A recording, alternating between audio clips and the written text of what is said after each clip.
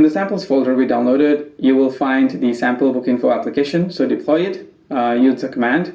If you have istio samples somewhere else on your computer, you can also change this directory. In the output that follows, you will see a number of deployments and services created. So let's check the status of the pods deployed. We see that we have a pod for the product page microservice. So the details microservice, the rating service, and 3 different versions of the review service.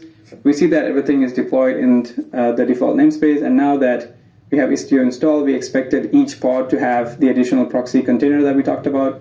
However, that is not to be seen, so we can see that each pod only has a single container as shown in the ready column here. So why is that? Now we can use the istioctl analyze command to see why that may be the case. It seems that we have a problem here.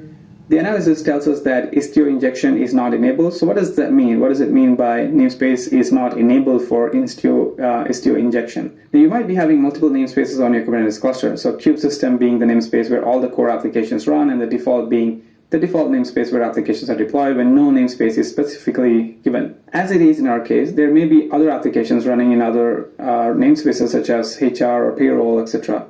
You must explicitly enable istio sidecar injection at a namespace level. If you would like istio to inject proxy services as sidecars to the applications deployed in namespace, for this, as given in the output of the command, you must run the kubectl label command to specify the namespace where you want to enable sidecar injection by setting the value of the label istio injection to enable.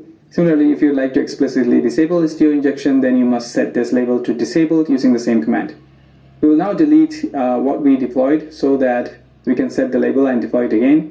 Let's enable istio sidecar injection in the default namespace, and once this command is run, every new app in the default namespace will get a sidecar automatically.